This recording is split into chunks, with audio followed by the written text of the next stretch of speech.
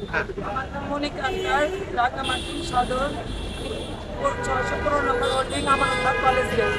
আমি আজকে এখানে প্রেস ক্লাবের সামনে এসেছি ঢাকা। আমার দুই সন্তান, একটা মিথিলা রহমান আর আলবি হোসেনকে নিয়ে মানববন্ধনে দাঁড়িয়েছি। কারণ আমার রাঙামাটি বাড়ি আছে, আমি ওই বাড়িটা বিক্রি করেছিলাম। তো বিক্রি করার পর ওখান থেকে অসাধু কিছু যে নোংরামি চাঁদাবাজি যে লোকজন আছে তারা ঐক্যবদ্ধ হয়ে আমার থেকে 10 লাখ টাকা চাঁদা চায়। আমি চাঁদা দিতে না ইচ্ছুক হওয়ার কারণে আমার পারিবারিকভাবে আমার মেয়ের পুকু এবং চাচাকে ওই বাসায় ডেকে নিয়ে আসে। নিয়ে এসে ওইখানে ওর পুকুকে ঢুকিয়ে দেয়।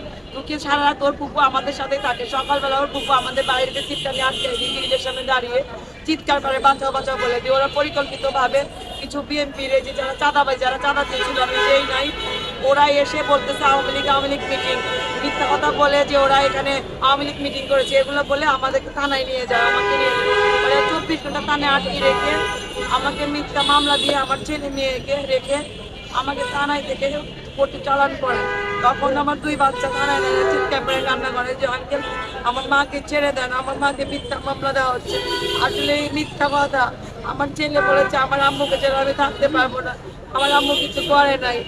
আমি তখন মা হিসাবে আমার কি করণীয় ছিল, যখন আমি আমার দুই সন্তানকে রাস্তায় ছেড়ে যাই কিছুই করার থাকে না। আমি চাই এই যে মিথ্যা মামলা দিয়ে আমাকে হয়রানি করা হয়েছে এটা সুষ্ঠু তদন্ত করে আমাকে মিথ্যা মামলা দিয়ে প্রত্যাহার করা হোক এবং বিএনপি ভারপ্রাপ্ত তারেক রহমান যে এই বাংলাদেশের বিএনপির সর্বমাথা শ্রেষ্ঠ একজন মানুষ, আমি তার কাছে আহ্বান জানাচ্ছি রাঙামাটির যারা এই চাঁদাবাজির সাথে জড়িত বিএনপির নাম ভাঙিয়ে এবং বিএনপির সুনামদণ্ড নষ্ট করছে, আমি তাদের কাছে আহ্বান করছি তারেক রহমান তাদের বিরুদ্ধে দলগতভাবে যেন এটা দায়িত্ব নিয়ে ব্যবস্থা নেওয়া হোক।